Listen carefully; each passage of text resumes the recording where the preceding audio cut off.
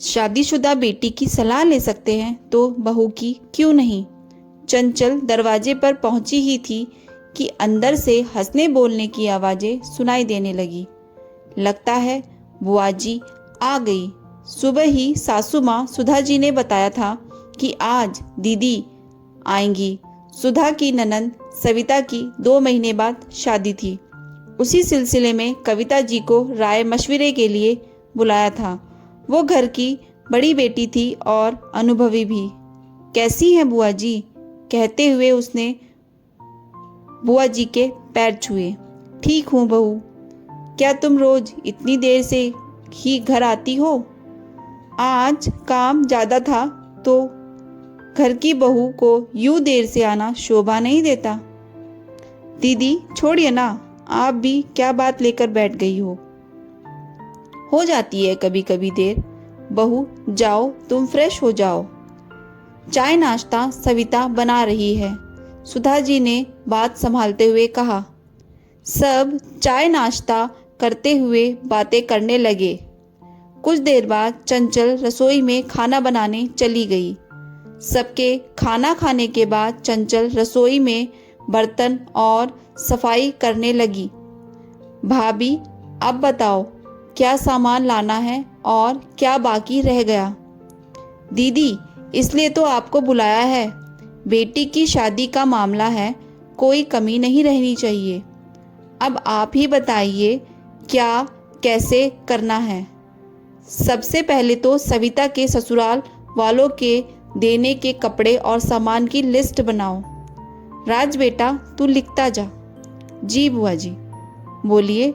राज diary pen लेकर तैयार बैठा था। राज रुको। सविता जब भाभी को भी बुला ला। सुधा जी बोली। अरे भाभी, बहू को काम करने दो, बहू का इन सब बातों में क्या लेना देना।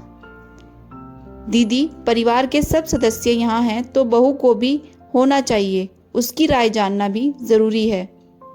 बहू को ज्यादा सिर पर चढ़ाने की जरूरत नहीं है। जब से आई हूँ देख रही हूँ तुमने बहू को ज्यादा ही छूट दे रखी है। दीदी चंचल इस घर की सदस्य है, उसे वो सब अधिकार है जो इस घर के हर सदस्य को है। मैं तो इसलिए कह रही थी कि अभी वो बच्ची है, क्या समझेगी लेन देन की बातें। झेपते हुए कविता जी बोली। उन्होंने सुधा जी से ऐसे उत्तर की उम्मीद नहीं थी। राज और सविता अपनी सलाह दे सकते हैं तो बहू क्यों नहीं।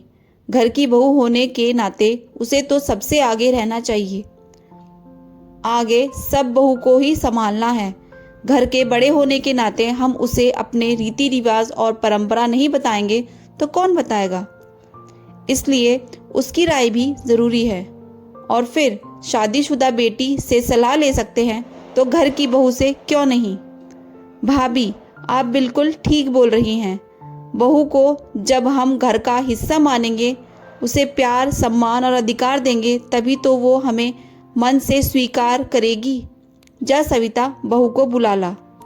आखिर घर की लक्ष्मी के बिना शुभ काम की शुरुआत कैसे हो सकती है।